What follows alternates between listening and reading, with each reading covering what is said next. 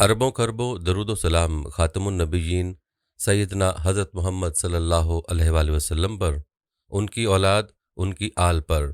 अल्लाह ताला मग़फ़िरत फ़रमाए आपकी, मेरी, सारी उम्मत के मुसलमानों की, आमीन।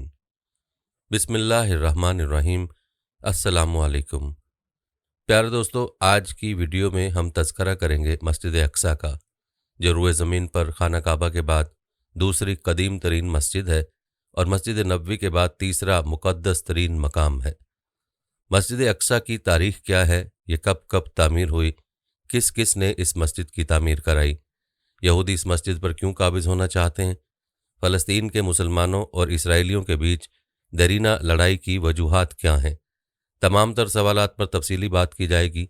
इसके अलावा मस्जिद अक़सा की इमारत के मुख्तलिफ़ हिस्सों के हवाले से दिलचस्प मालूमात भी आपको बताई जाएंगी। प्यारे दोस्तों, याद रहे कि मस्जिद अक़सा फ़लस्तीन के दारुल हुकूमत बैतुल मक़दस में वाक़ है। बैतुल मक़दस को अल कुदस भी कहा जाता है। अल कुदस को मग़रिबी इस्तिलाह में यरूशलेम कहा जाता है। इब्रानी में अल कुदस को यरूशलाइम कहा जाता है।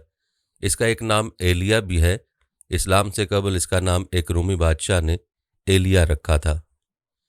ये बहर रूम से 52 किलोमीटर, बहर अहमर से 250 किलोमीटर और बहर मुर्दार से 22 किलोमीटर के फासले पर वाक़े है। बहर रूम से इसकी ऊंचाई 750 मीटर और बहर मुर्दार की सतह से इसकी बुलंदी 1150 मीटर है। सबसे पहले यहाँ यबूसीन आकर आबाद हुए। एक रिवायत है कि इस शहर को साम बिन नूह ने आकर आबाद किया। सबसे पहले 1013 कबल मसीह में हज़रत दाऊद अलैहिस्सलाम ने इसको फ़तह किया। प्यारे दोस्तों, अहादीस मुबारका के मुताबिक मस्जिद अक़सा दुनिया की दूसरी मस्जिद है जिसकी बुनियाद रखी गई। बुखारी शरीफ और मुस्लिम शरीफ में हज़रत अबू ज़र से रिवायत है, जिसमें यह सराहत के साथ कि मस्जिद बैतुल हराम की तामीर और मस्जिद अक़सा की तामीर में 40 साल का अरसा है।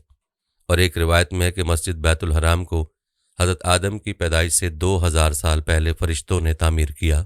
इमाम कर्तबी फरमाते हैं कि इन दोनों रिवायतों से ये बात साबित हुई कि हज़रत इब्राहीम अलैहिस्सलाम बैतुल हराम के और हज़रत सुलेमान अलैहिस्सलाम मस्जिद अक़सा के मुजद्दिद हैं, ना कि मौसिस। और मस्जिद अक़सा का ज़िक्र कुरान करीम की उस आयत में है जिसमें मिराज नबवी का तज़किरा है। प्यारे दोस्तों, मस्जिद अक़सा की तामीर के अदवार के बारे में मुख्तलिफ रिवायत हैं कि मस्जिद अक़सा का मौसिस अव्वल कौन है। पहला कौल यह है कि सबसे पहले फ़रिश्तों ने तामीर की। दूसरा कौल यह है कि हज़रत आदम अलैहिस्सलाम ने सबसे पहले तामीर की। तीसरा कौल यह है कि हज़रत साम बिन नूह सबसे पहले तामीर करने वाले हैं। और चौथा कौल यह है कि हज़रत दाऊद और सुलेमान अलैहिस्सलाम पहले तामीर करने वाले हैं। अल्लामा अहमद बिन अब्दुल वाहिद अल मुक़द्दसी फरमाते हैं कि इन सब रिवायतों में इस तरह तत्पीक हो सकती है कि सबसे पहले फ़रिश्तों ने, फिर हज़रत आदम अलैहिस्सलाम ने, फिर हज़रत साम बिन नूह ने और फिर हज़रत दाऊद और सुलेमान अलैहिस्सलाम ने बिलतरतीब तामीर किया हो।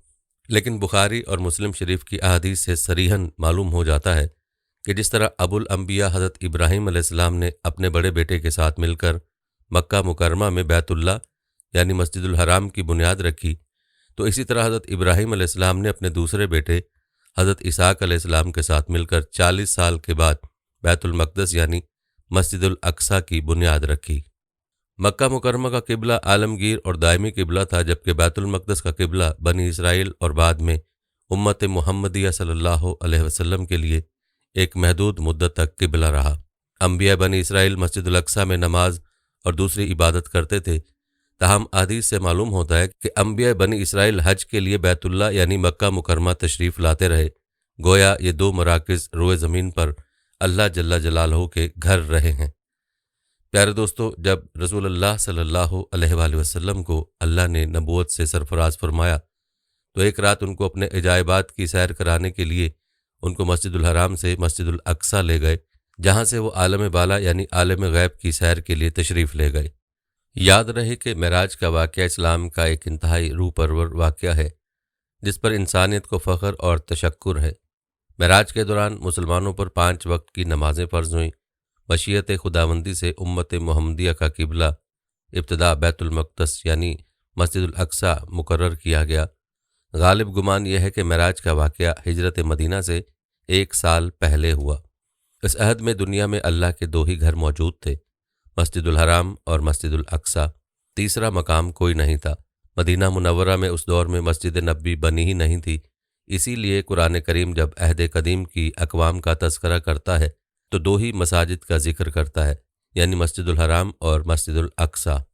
پیارے دوستو، چونکہ قوم یہود بنی اسرائیل کی باقیات تھی اور خود کو اس دور میں بھی اللہ کی منتخب کردہ قوم سمجھتی تھی، اور قوم یہود خود کو انبیاء کرام علیہ السلام کی وارث سمجھتی تھی، لہٰذا اللہ نے اس کو آخری موقع دیا تاکہ وہ کفر و بغاوت کو چھوڑ کر اللہ کی متی بن جائے۔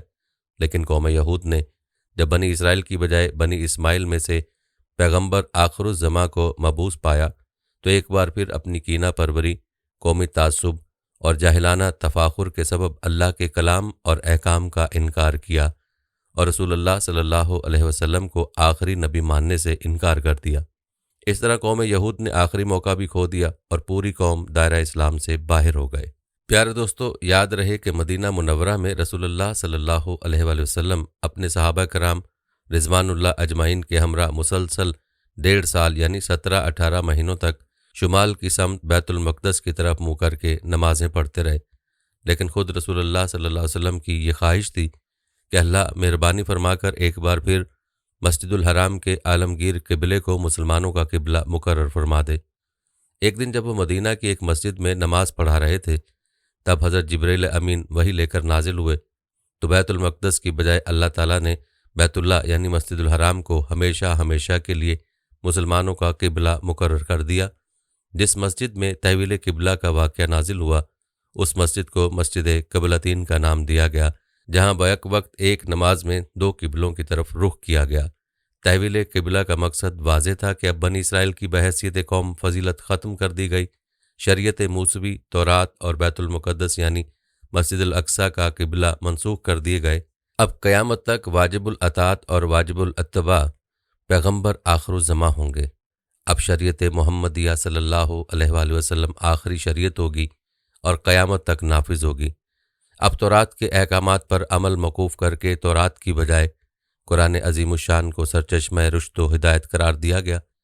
اب قیامت تک کے لیے تمام بنی نوع انسان کا مرکز و منبع اور قبلہ مکہ مکرمہ میں واقع بیت اللہ مسجد الحرام ہوگا۔ چونکہ بنی اسرائیل کی باقیات قوم یہود نے آخری بار پھر اللہ سے بغاوت کر دی، لہٰذا قوم یہود کو تمام فضیلتوں، نعمتوں اور عزتوں سے محروم و معزول کر دیا گیا، کیونکہ اللہ کا اٹل قانون ہے کہ اس کی نعمتیں اور رحمتیں باغی اور کافروں کے لیے نہیں ہوتیں۔ کیونکہ اللہ اور اس کے آخری رسول صلی اللہ علیہ وآلہ وسلم پر امت محمدیہ صلی اللہ علیہ وآلہ وسلم نے ایمان لا کر خود کو اب اللہ کی فضیلتوں، نعمتوں، رحمتوں اور عزتوں کے قابل بنا دیا، لہٰذا اب قیامت تک امت محمدیہ صلی اللہ علیہ وآلہ وسلم ہی مسلمان قوم کی حیثیت سے اللہ کی منتخب اور برگزیدہ قوم ہوگی۔ دوستو، خلاصہ کلام یہ ہے کہ محمد رسول اللہ صلی اللہ علیہ وسلم آخری نبی اور رسول، قرآن کریم آخری کتاب، شریعت محمدیہ صلی اللہ علیہ وآلہ وسلم آخری شریعت، بیت اللہ دائمی اور ابدی قبلہ، اور امت محمدیہ صلی اللہ علیہ وآلہ وسلم آخری اور معزز امت قرار پائی۔ چونکہ قوم یہود نے آخری بار بھی ہدایت کو مسترد کر دیا، لہٰذا ان پر قیامت تک کے لیے ضلالت و مسکنت مسلط کر دی گئی۔ امت محمدیہ صلی اللہ علیہ وآلہ وسلم کو گزشتہ انبیاء کرام علیہ السلام کے وارثین قرار دے کر تمام دینی ورثے کا حقدار و نگران مقرر کر دیا، اور امت محمدیہ صلی اللہ علیہ وسلم کے گزشتہ تمام انبیاء کرام علیہ السلام اور ان پر نازل کی گئی کتابوں پر ایمان لانا فرض کر دیا گیا۔ پیارے دوستو، یہ تھا تذکرہ بیت المقدس کے قبلے کی تنسیخ کا اور یہودیوں کی منافقت کا اور ان کی شریعت کی تنسیخ کا۔ اب تذکرہ کرتے ہیں مسجد اقصیٰ پر آنے والے حوادثات کا۔ یاد رہے کہ مسجد اقصیٰ کی تعمیر کے بعد اس پر مختلف قسم کے حوادثات آئے، جس کی وجہ سے دوبارہ اس کی تجدید اور تاسیس کی ضرورت پڑتی رہی، لیکن تاریخ کی کتابوں میں 6 ایسے حوادثات کا ذکر ہے جن میں باہر سے القدس پر حملہ ہوا اور مسجد کو نقصان پہنچا۔ ان 2 واقعوں کا ذکر قرآن پاک کی سورہ اسراء کے شروع میں ہے۔ پہلا واقعہ جس میں مسجد کی تعمیر کو نقصان پہنچا وہ حضرت سلیمان علیہ السلام کی وفات کے 415 برس بعد 588 قبل مسیح میں پیش آیا، جب بابل کے بادشاہ بخت نصر نے اس پر حملہ کیا اور پورے شہر کو آگ لگا دی، جس میں مسجد کی عمارت منہدم ہو گئی۔ پھر شاہ فارس جناب خورش سائرس اعظم المعروف ذوالقرنین کے تعاون سے دوبارہ اس کی تعمیر ہوئی، दूसरा वाक़या 63 कबल मसीह में हुआ, जिसमें दोबारा रोमी काबिज़ हो गए। फिर हज़रत ईसा अलैहिस्सलाम के रफ़ा जिस्मानी के 40 साल बाद 70 में तैतूस यानी टाइटस नामी रोमी शहजादे और सिपह सलार ने इस शहर को बिल्कुल तबाह कर दिया। इसमें भी मस्जिद को नुकसान पहुंचा। दोनों मरतबा मस्जिदुल अक्सा की तबाही बनी इसराइल के लिए अल्लाह का अजाब था। कहते हैं मस्जिद अक्सा 70 ईस्वी से हज़रत उमर के ज़माने तक वीरान रही। फिर हज़रत उमर के दौरे खिलाफत में हज़रत अबू उबैदा बिन अल जराह ने 16 हिजरी में बैतुल मक़दस का मुहासरा किया और उनके सामने अपना पैगाम रखा। ना मानने की सूरत में कत्ल और सुलह की सूरत में जजिया और खराज का हुक्म सुनाया। तो एक शर्त पर सुलह के लिए तैयार हो गए कि खलीफा वक्त सुलह के लिए खुद तशरीफ़ लाएं। हज़रत अबू उबैदा ने हज़रत उमर को ख़त लिखकर सारी सूरत हाल से आगाह किया तो हज़रत उमर हज़रत अली के मशवरे से बैतुल मुक़द्दस जाने पर राज़ी हो गए। यूँ हज़रत उमर के दौरे खिलाफत में मस्जिद अक्सा इस्लाम के साए में आ गई। हज़रत उमर ने मस्जिद को साफ़ करवाया और वहाँ पर मस्जिद तामीर करा ली, जिसको मस्जिद उमर कहते हैं। इस्लामी दौर की तामीरात का मुख्तसर ज़िक्र पहले भी हो चुका है, अलबत्ता इसकी मज़ीद तफसील ज़िक्र की जा रही है। प्यारे दोस्तों, इस्लामी दौर में मस्जिद अक्सा की तामीर व तरक्की कई बार हुई है। तारीख़ के मुताबिक हज़रत उमर रज़ियल्लाहु तआला अन्हु की फ़तह के बाद उमवी खलीफा अब्दुल मलिक बिन मरवान ने 65 हिजरी में मस्जिद अक्सा की तामीर और मुरम्मत का आगाज़ किया और वलीद बिन अब्दुल मलिक ने मिस्र के 7 साल का खराज उसकी तामीर के लिए वक्फ़ कर दिया था और इसी खराज की रकम से मस्जिद अक्सा की तामीर कराई गई थी, जो अब्दुल मलिक बिन मरवान के बेटे के दौर में मुकम्मल हुई, जिसका तज़करा पहले गुजर चुका है। तारीख़ बताती है कि बाद में आने वाले ज़लज़लों में इसकी इमारत को नुकसान पहुँचा तो 169 हिजरी में मेहदी के दौरे हुकूमत में दोबारा इसकी तामीर नौ की गई। इसी तरह 407 हिजरी के ज़लज़ले में कुबा की दीवारें मुनहदम हो गईं तो 413 हिजरी में ज़ाहिर फ़ातिमी ने इसकी दोबारा तामीर की और फ़रंगी बादशाहों ने मुसलमान बादशाहों की कमज़ोरियों से फ़ायदा उठाते हुए 492 हिजरी में बैतुल मुक़द्दस पर हमला कर दिया और हज़रत उमर के बरखिलाफ़ उस बादशाह ने 70,000 मुसलमानों का कत्लेआम किया और मस्जिद की बेहुरमती की और मस्जिद में घोड़ों के लिए अस्तबल बनाया, जिसको अस्तबल सुलेमान कहा जाता था, और माल व मता लूट लिया गया था। बताया जाता है कि 91 साल तक मस्जिद अक्सा उनके कब्ज़े में रही।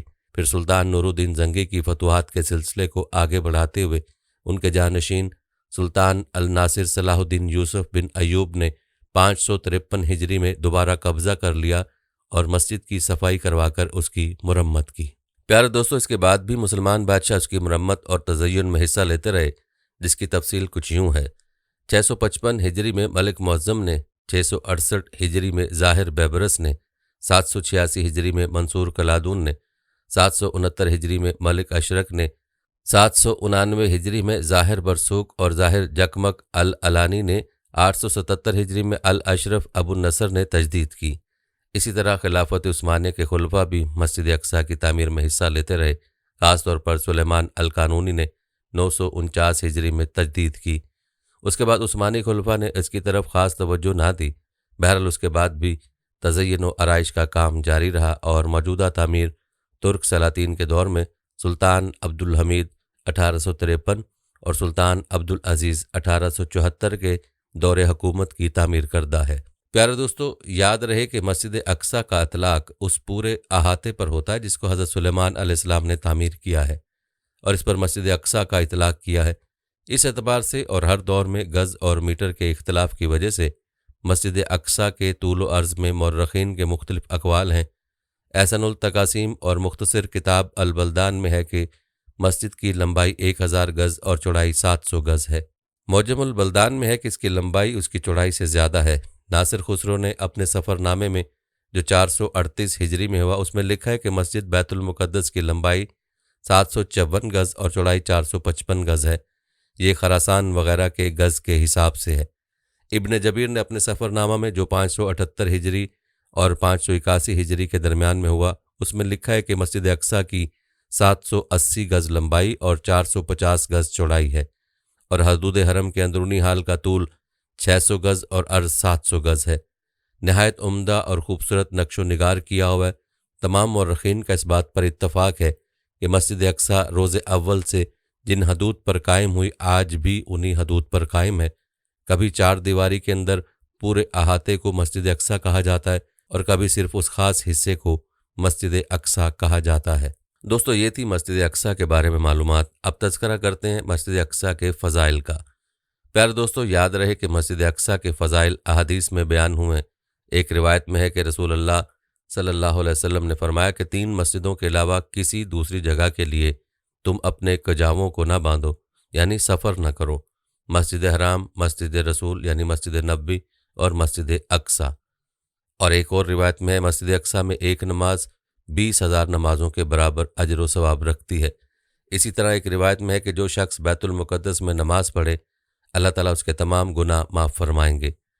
پیارے دوستو مسجد اقصی کی فضیلت کے لیے یہ بات ہی کافی ہے کہ مسجد اقصی میں امام الانبیاء سید الکونین صلی اللہ علیہ وسلم نے امامت کروائی، جیسا کہ صحیح مسلم کی روایت ہے کہ بیت المقدس مسجد اقصی میں امام الانبیاء محمد رسول اللہ صلی اللہ علیہ وسلم نے تمام انبیاء کرام کی امامت فرمائی، یعنی تمام انبیاء نے آپ صلی اللہ علیہ وسلم کی اقتداء میں نماز پڑھی۔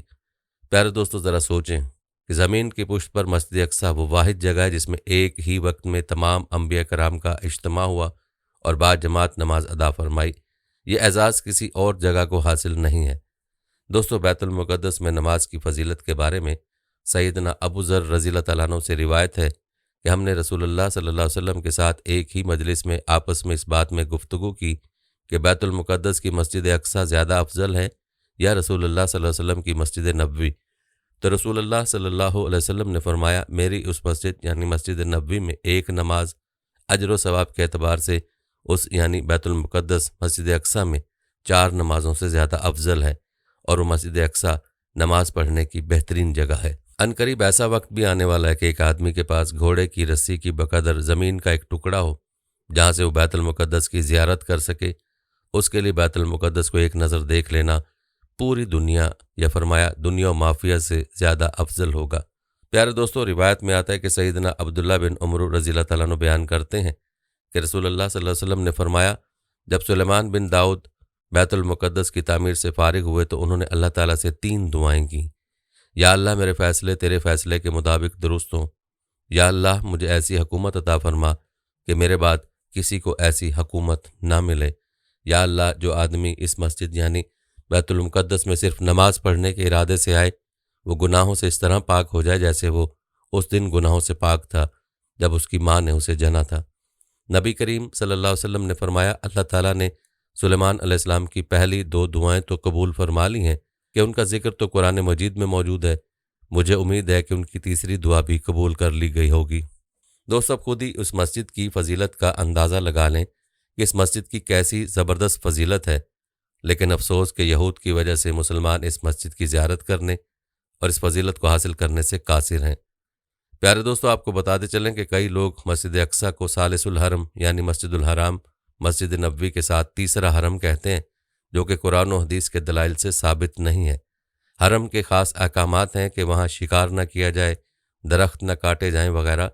بلا شبہ مسجد الاقصی بیت المقدس کی پاکیزہ گھر، انتہائی بابرکت انبیاء کا ماوا مسکن ہے، لیکن قرآن و حدیث میں کہیں اسے حرم قرار نہیں دیا گیا۔ حرم صرف مکہ و مدینہ ہی ہیں۔ پیارے دوستو یہ تھی چند روایات مسجد اقصی کی فضیلت کے حوالے سے۔ روایات میں سرزمین شام، فلسطین، بیت المقدس اور قرب قیامت کے حوالے سے بھی کئی روایات بیان ہوئی ہیں۔ ان روایات میں قیامت سے قبل فتنوں کے ادوار میں ان علاقوں خصوصاً شام، بیت المقدس میں رہائش اختیار کرنے کی ترغیب دلائی گئی ہے۔ نبی کریم صلی اللہ علیہ وسلم نے فرمایا کہ میری والدہ نے خواب دیکھا تھا کہ ان سے ایک نور نکلا جس سے شام کے محلات روشن ہو گئے۔ اسی طرح فرمایا قرب قیامت جب فتنے بکثرت ہوں گے تو ایمان اور اہل ایمان زیادہ تر شام کے علاقوں میں ہی ہوں گے، اور فرمایا شام کے لیے خوشخبری ہے، اللہ کے فرشتوں نے اس پر حفاظت کے لیے اپنے پر پھیلا رکھے ہوں گے۔ اسی طرح فرمایا فتنوں کے زمانے میں اہل اسلام کی مختلف علاقوں میں مختلف جماعتیں اور لشکر ہوں گے۔ اس دور میں آپ صلی اللہ علیہ وسلم نے شام اور اہل شام کے لشکر کو اختیار کرنے کی ترغیب دلائی، کیونکہ اس دور میں ان کی حفاظت کی ذمہ داری اللہ تعالیٰ نے لی ہوگی۔ یہ مہدی اور عیسیٰ علیہ السلام کے لشکر ہوگا۔ ابو داؤد کی روایت ہے کہ آخری وقت زمانہ قرب قیامت میں خلافت اسلامیہ کا مرکز و محور ارض مقدسہ ہوگی، اور فرمایا قیامت سے قبل مدینہ منورہ غیر آباد ہو جائے گا اور بیت المقدس آباد ہوگا، تو یہ زمانہ بڑی لڑائیوں اور فتنوں کا ہوگا۔ اس کے بعد دجال کا خروج ہوگا، اور فرمایا دجال 4 مقامات پر داخل نہیں ہو سکے گا: مکہ المکرمہ، مدینہ منورہ، بیت المقدس یعنی مسجد اقصی اور طور۔ پیارے دوستو، صحیح بخاری اور صحیح مسلم کی روایت ہے کہ قیامت اس وقت تک قائم نہیں ہوگی کہ جب تک یہودیوں کو صفحہ ہستی سے مٹا نہ دیا جائے۔ قیامت سے پہلے یہ وقت ضرور آئے گا کہ مسلمان یہودیوں کو چن چن کر قتل کریں گے، حتیٰ کہ اگر کوئی یہودی کسی درخت یا پتھر کے پیچھے چھپے گا تو وہ بھی بول اٹھے گا کہ اے مسلمان، میرے پیچھے یہودی چھپا ہوا ہے، آ کر اسے قتل کر دو۔ پیارے دوستو، یہ فرمان نبوی صلی اللہ علیہ وسلم ہے، اور یہ انشاءاللہ ضرور پورا ہو کر رہے گا، اور یہی وجہ ہے کہ پوری دنیا سے یہودی اپنے مقتل اسرائیل میں جمع ہو رہے ہیں، اور اللہ کے پیارے حبیب صلی اللہ علیہ وسلم کی بیان کی گئی پیش گوئی کو پورا ہونے کی راہیں ہموار ہو رہی ہیں، اور یہ لڑائی جو ہو چکی ہے اور جو ہوگی یہ بھی اس سلسلے کی کڑی ثابت ہوگی۔ اس حوالے سے بعض لوگوں کا کہنا ہے کہ 2022 اور 23 اور 24 کے سال انتہائی اہم ہیں، البتہ یہ وقت کب آئے گا اس کا اصل علم تو اللہ ہی کو ہے۔ پیارے دوستو، بات ہو رہی تھی مسجد اقصی کی۔ آپ کو بتاتے چلیں کہ مسجد اقصی کی حدود میں دیگر بھی ایسی چیزیں موجود ہیں جو مسلمانوں کے لیے باعث فخر ہیں، جن میں سے حدود حرم میں واقع قبے، مینارے اور مدرسے ہیں، جن کو مسلمان بادشاہ مختلف ادوار میں تعمیر کرواتے رہے۔ ان میں سے چند مشہور قبوں کے نام یہ ہیں: قبۃ المعراج، قبۃ السلسلہ، قبۃ النہویہ، قبۃ الصخرہ۔ ان سب میں سے زیادہ مقدس قبۃ الصخرہ ہے، جس کا مختصر ذکر گزر چکا ہے۔ اس قبہ کے بارے میں مزید تفصیل بھی آپ کو بتاتے ہیں، ملاحظہ فرمائیں۔ دوستو، یاد رہے کہ قبہ گنبد کو اور الصخرہ چٹان کو کہتے ہیں۔ یہ قبہ ایک چٹان پر واقع ہے، اس لیے اس کو قبۃ الصخرہ کہا جاتا ہے۔ ناصر خسرو نے اپنے سفر نامے میں اس کے اوصاف بیان کیے ہیں کہ یہ قبۃ الصخرہ ایک چبوترے میں واقع ہے، اور صخرہ قبہ کے وسط میں ہے، اور قبۃ الصخرہ مسمن الاضلاع یعنی 8 پہلوؤں والا ہے۔ 8 پہلوؤں میں سے ہر پہلو 33 گز کا ہے، اور چاروں طرف دروازے ہیں، اور قبہ کا اندرونی احاطہ 53 میٹر ہے۔ سیڑھیوں سے چڑھ کر اوپر کی طرف پہنچتے ہیں، سیڑھیوں کے اختتام پر دروازے ہیں، اور قبہ کا اندرونی حصہ 3 حصوں پر مشتمل ہے۔ پہلے حصے میں چٹان، دوسرے میں ستون، اور تیسرا حصہ دروازے کے ساتھ متصل ہے۔ قبہ میں اندر کی طرف ستون کی 2 قطاریں ہیں۔ پہلی قطار چٹان کے ارد گرد ہے، اس میں 4 بڑے مربعۃ الاضلاع 4 پہلوؤں والے اور 2 گول چھوٹے ستون ہیں۔ دوسری قطار ذرا فاصلے پر ہے، اس میں 8 بڑے 6 پہلوؤں والے اور 16 چھوٹے ستون ہیں، اور ان ستونوں پر سونے کا پانی چڑھا ہوا ہے۔ تاریخ کے مطابق سب سے پہلے اس قبہ کی تعمیر خلیفہ عبد الملک بن مروان نے کی، اور تاریخ یعقوبی کے مصنف نے یہ ایک بات نقل کی ہے کہ جب خلیفہ عبد الملک بن مروان کا حضرت عبداللہ بن زبیر سے اختلاف ہوا تو حجاز پر حضرت عبداللہ بن زبیر کا کنٹرول تھا۔ خلیفہ نے لوگوں کے توجہ حرمین شریفین سے ہٹانے کے لیے مسجد اقصی میں قبۃ الصخرہ تعمیر کروایا، لیکن یہ بات درست نہیں ہے، کیونکہ تاریخ یعقوبی کا مصنف شیعہ ہے اور وہ اموی خلفاء کو پسند نہیں کرتا۔ دوسری وجہ یہ ہے کہ خلیفہ عبد الملک بن مروان نے اسی دور میں جامع مسجد دمشق اور دیگر مقدس مقامات پر شاندار خوبصورت عمارتیں تعمیر کروائیں، یہ بھی ان میں سے ہے۔ بہرحال قبۃ الصخرہ اموی دور کا ایک اہم شاہکار تصور کیا جاتا ہے، جس کی وجہ سے مسجد اقصی کی رونق میں اور اضافہ ہوتا ہے۔ روایت میں آتا ہے کہ قبۃ الصخرہ کی تعمیر مشہور تابعی رجا بن حیوہ اور یزید بن سلام کی نگرانی میں مکمل ہوئی۔ جب تعمیر مکمل ہوئی تو ان حضرات نے خلیفہ وقت کو لکھا کہ 1,00,000 دینار بچ گئے ہیں، تو خلیفہ نے ان کو ان کی ایمانداری اور دیانت کا انعام دینا چاہا، تو انہوں نے جواب دیا کہ ہم اس اعزاز میں اور نعمت کے شکرانے کے طور پر اپنی بیویوں کے زیور اس پر لگا دیں، چہ جائے کہ اس کے بدلے انعام لیں۔ تو خلیفہ نے حکم دیا کہ اس کے سونے کو پگھلا کر طلح کاری کر دی جائے۔ یہ ان کے اخلاص کا نتیجہ تھا۔ پیارے دوستو، آپ کو بتاتے چلیں کہ یہ قبہ جس چٹان پر واقع ہے وہ چٹان ایک قدرتی پتھر ہے، جس کی لمبائی 56 فٹ اور چوڑائی 42 فٹ ہے، اور نیم دائرے کی غیر منظم شکل ہے۔ ناصر خسرو اپنے سفر نامہ میں لکھتے ہیں، اس کا کل احاطہ 100 گز ہے، اور یہ غیر منظم شکل ہے، اور نہ ہی مدورہ اور نہ ہی مربع، یہ عام پہاڑوں کی طرح ہے۔ یاد رہے کہ اس چٹان کے بھی کئی فضائل ہیں جو روایت میں بیان ہوئے ہیں۔ حضرت ابن عباس سے روایت ہے کہ یہ چٹان جنت کی چٹانوں میں سے ہے۔ اکثر مورخین کے نزدیک یہ وہی جگہ ہے جہاں پر اسرافیل علیہ السلام کھڑے ہو کر نفخہ اخیرہ پھونکیں گے۔ یہی انبیاء سابقین کا قبلہ رہا ہے، اور 16-17 ماہ تک نبی کریم صلی اللہ علیہ وسلم بھی اس کی طرف رخ کر کے نماز پڑھتے رہے۔ یہودیوں کا قبلہ اول ہونے کی وجہ سے عیسائی وہاں پر کوڑا کرکٹ پھینکتے تھے۔ جب حضرت عمر رضی اللہ تعالیٰ عنہ نے فتح کیا تو اس کو صاف کروایا۔ پیارے دوستو، آپ کو بتاتے چلیں اسی چٹان کے نیچے ایک غار بھی ہے جو مربع شکل میں ہے۔ اس غار کی لمبائی 11 فٹ اور زمین سے اونچائی 30 فٹ ہے۔ غار تک پہنچنے کے لیے قبلے کی طرف 11 سیڑھیاں ہیں اور غار کے دروازے کے پاس ایک عمارت ہے جو 2 ستونوں پر مشتمل ہے اور سنگ مرمر سے اس کی تزئین کی گئی ہے۔ عمارت کے اندر 2 محراب ہیں۔ محراب کے نیچے 2 ستون انتہائی خوبصورت اور سنگ مرمر سے بنے ہوئے۔ دائیں طرف والے محراب کے سامنے ایک چبوترا ہے جس کو مقام خضر کہا جاتا ہے۔ شمال میں واقع چبوترے کو باب الخلیل کہا جاتا ہے۔ قبا اور غار کا فرش خوبصورت سنگ مرمر سے بنا ہوا ہے جس سے اس کی چمک اور خوبصورتی میں اور اضافہ ہوتا ہے۔ جہاں تک بات ہے مسجد کے اندرونی حصے کی، تو مسجد کے اندرونی حصے کے مغربی جانب جامع النساء ہے جس کو فاطمیین نے تعمیر کروایا، اور مغربی جانب جامع عمر ہے جس کو حضرت عمر نے فتح کے بعد تعمیر کرایا تھا، اور اسی عمارت کی طرف ایک بڑا خوبصورت ایوان ہے جس کو مقام عزیر کہا جاتا ہے۔ اسی ایوان کے شمال کی جانب ایک خوبصورت محراب ہے جس کو محراب زکریا کہا جاتا ہے، اور اس کی لمبائی اور چوڑائی 606 میٹر ہے۔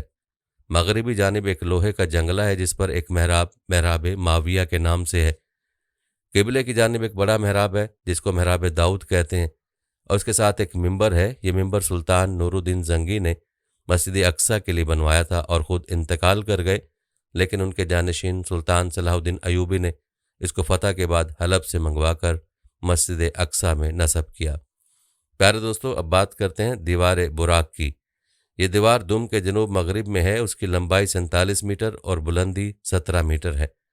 روایت میں کہ حضور صلی اللہ علیہ وسلم نے معراج والی رات یہاں اپنی سواری باندھی تھی، اسی مناسبت سے اس کو دیوار براق کہتے ہیں۔ مسند احمد کی روایت میں کہ حضرت عمر رضی اللہ تعالیٰ عنہ نے فتح کے بعد حضرت کعب احبار سے پوچھا کہ کہاں نماز پڑھوں؟ انہوں نے فرمایا کہ چٹان کے پیچھے کھڑے ہو کر نماز پڑھیں تاکہ سارا قدس آپ کے سامنے ہو۔ حضرت عمر نے فرمایا کہ آپ نے تو یہودیوں سے ملی جلی بات کہی، میں تو وہاں پر نماز پڑھوں گا جہاں پر رسول اللہ صلی اللہ علیہ وسلم نے نماز پڑھی تھی۔ چنانچہ آپ قبلے کی جانب گئے اور فاتحین صحابہ کے ساتھ براق باندھنے کی جگہ کے قریب نماز پڑھی، اور آپ نے وہاں پر مسجد تعمیر کرنے کا حکم دیا۔ آئیے اب آپ کو مسجد اقصیٰ کے میناروں کے بارے میں بتاتے ہیں۔ مسجد اقصیٰ کے شمال اور مغرب کی جانب 4 مینارے تھے۔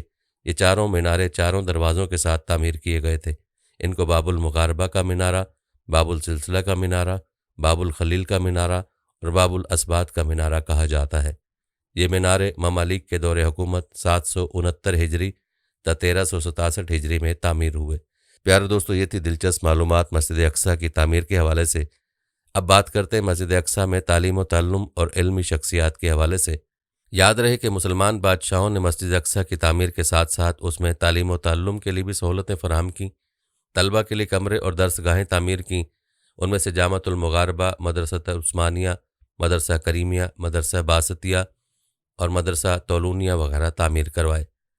تاریخ بتاتی ہے کہ مسجد اقصیٰ کی طرف بہت سے علمی اور مذہبی شخصیات نے سفر کیے، جن میں مشہور نام یہ ہیں: حضرت عمر رضی اللہ تعالیٰ عنہ کے دور خلافت میں عبادہ بن صامت رضی اللہ تعالیٰ عنہ جو 34 ہجری میں فوت ہوئے، اور شداد بن اوس جو 58 ہجری میں فوت ہوئے، مشہور مفسر مقاتل بن سلیمان اور فقیہ امام عبد الرحمن بن عمرو اوزائی، اور عراق کے مشہور عالم امام سفیان ثوری، اور مصر کے امام لیث بن سعد، اور فقہ شافعی کے بانی امام محمد بن ادریس شافعی شامل ہیں۔ تاریخی روایت کے مطابق عیسائیوں کے قبضے میں جانے کے بعد یہ سلسلہ موقوف ہو گیا تھا، لیکن سلطان صلاح الدین ایوبی کی فتح کے بعد دوبارہ اس میں تعلیم اور تعلم کا سلسلہ جاری ہو گیا، اور ہندوستان کے مشہور خطیب مولانا محمد علی جوہر کا مزار مدرسہ خاتونیہ کے باہر واقع ہے۔ دوستو، یہ تھی ہماری آج کی ویڈیو۔ جانے سے پہلے ویڈیو کو شیئر ضرور کیجیے گا۔ پیارے دوستو، ہم یہ امید کرتے ہیں کہ آپ کو ہماری آج کی ویڈیو ضرور پسند آئی ہوگی۔ اگر آپ کو ہماری آج کی یہ ویڈیو پسند آئی ہے تو سب سے پہلے تو اس کو لائک کریں اور اپنی رائے کا اظہار کمنٹ سیکشن میں لازمی کریں۔ آخر میں آپ سے ایک بار پھر درخواست ہے کہ آپ ہمارے چینل کو ضرور سبسکرائب کر لیں اور ساتھ ہی لگے گھنٹی کے بٹن کو بھی کلک کریں تاکہ آپ کے پاس ہمارے آنے والی مزید ویڈیوز کا نوٹیفیکیشن بر وقت ملتا رہے۔ اللہ تعالیٰ آپ کو اپنی حفظ و امان میں رکھے۔ آمین۔